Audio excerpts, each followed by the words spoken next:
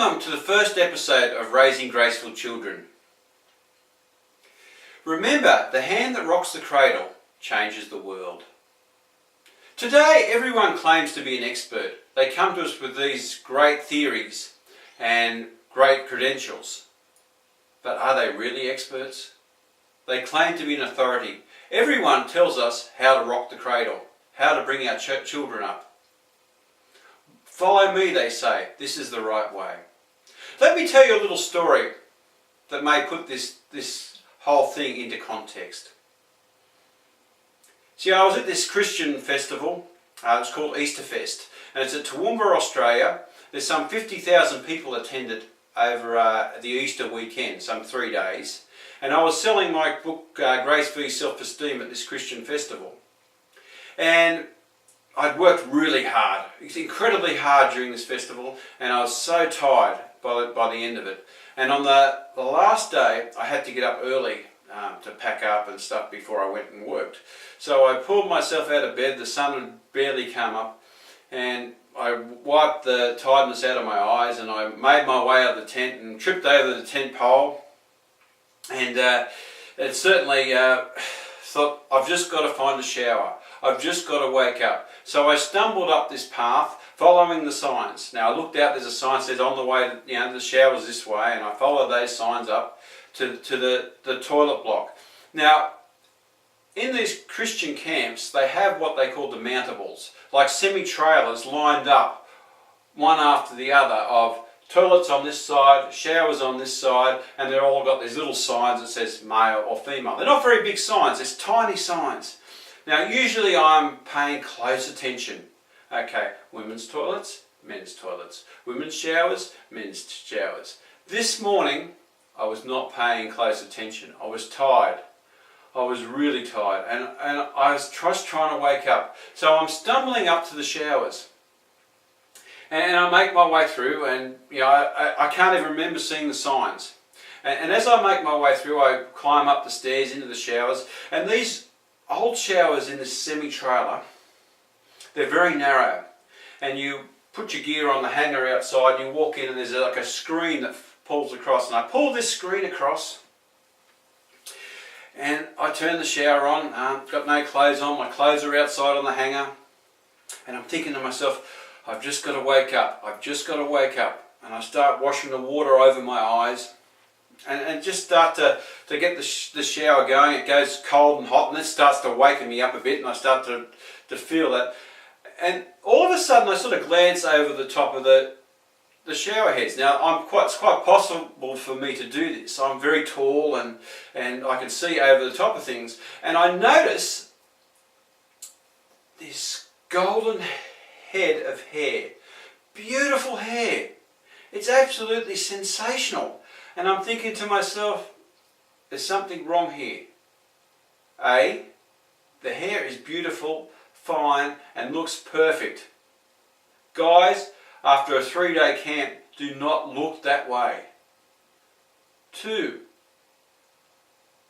is it possible that I'm not in the right place?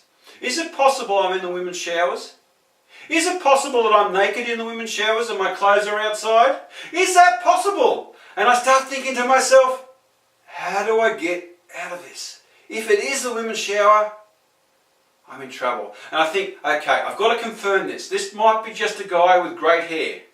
Now I'm thinking to myself, okay, how do I work out what this is? I'll take another look. So I look over the top, and I see this comb go over the top, and I see a very slender wristwatch. And I'm thinking to myself, most guys don't wear slender wristwatches. And this starts to get me, and I'm starting to go, okay, slender wristwatch. What do I do in this situation? How do I get out of it? It must be a woman. I said, no, it can't be. I can't have made such a stupid mistake. I'll have another look. This time, instead of looking over the top, I peer the curtain back, pull the curtain back, and stick one eye around the corner. And I see this hair clip on the side. I think it's a hair clip. This doesn't look good. And then I saw the flowers on the hair clip. This looked even worse. I don't know any guy that has flowers on their hair clips. I was in trouble. This was a disaster. Here I was, fear gripped me. I started saying, oh no, how do I get out of this? I can see it now. Christian author caught in showers. Women's showers. Pervert. I'm thinking, oh no. Pictures of me with handcuffs. My mind's running wild as the police got me out of these showers. Half dressed. I'm thinking, oh no. How do I get out of this situation? I'm starting to panic. I could have turned the shower on full cold and I still would have been boiling. I was so hot. I didn't know what to do. And here I was, stuck in these showers. I thought, oh no, how will I get out of it? My clothes are outside. I'm in the shower. I'm naked. How do I get my clothes? And I started to think to myself, okay, I'll duck down and I'll just wait in the shower till she's finished and gone, and then I'll grab my clothes, throw them on as quick as I can and race out the door. And that was my plan. But she just kept on combing her hair and combing her hair, as women do. They take their time and look after their hair. You don't get that hair from just neglecting it. You spend a lot of time combing it. And here this lady was combing her hair. And I was stuck in the shower. And by this stage, I'm starting to get a little bit cold. Yeah, as you know, with those showers, they go hot and cold all the time. So it's very difficult. It's like water torture. And here I was, trying to survive the situation. Then I see her start to move away. I think, oh great. And then a scream. I thought, oh no, I've been caught. And I think, here it goes. And she screamed again. I thought, oh. And then two guys commented as they walked up the stairs. She was in the wrong place, not I. All the time I was thinking, I'm in the wrong place, I'm in trouble. This is a disastrous story and I'm caught out. But it was that lady. Now, I'd love to hear her story. And it's quite an interesting story. But she probably doesn't know how I felt or even that I was even there. But that's how it happened. But the truth is, with the secular world, they make us feel with our gospel of grace that we're in the wrong place. That our message is old time, it's not worth anything.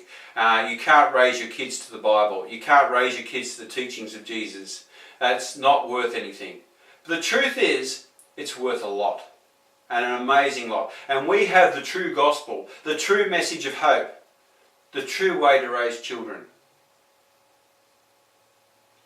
You know, Jesus said, he gave us a little parable, and he said this. There was a wise and foolish builder. The wise builder built on the rock. The foolish builder built on the sand. And in this little parable, he goes on to say how when the storms of life come, and they will, the house that was left standing was the one on the rock, not on the sand. And if you put his teachings into place, Jesus' teachings into place, it's like building on the rock, on a solid foundation. Now, you can make a choice to follow the maker's instructions or to listen to the people who know how to build sandcastles, so to speak. The secular world who teach us how to raise our children.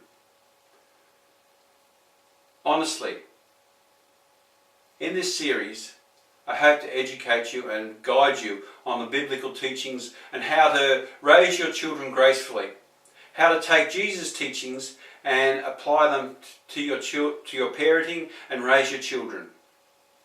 So your mission, should you choose to accept it, is A, do you choose Jesus' way? Jesus' instructions, Jesus' principles of raising your children? Or do you choose the secular path?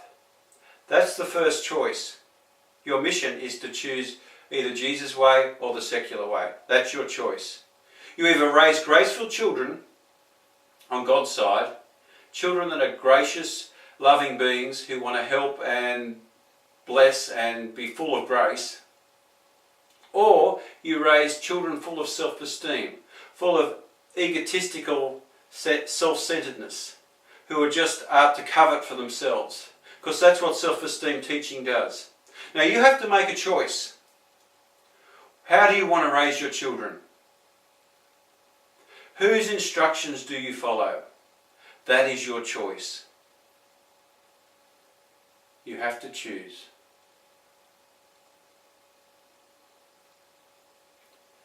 You know, Mother Teresa once said, "What does not spread the light of Christ spreads darkness." I'm going to leave you with that thought. Thank you for listening.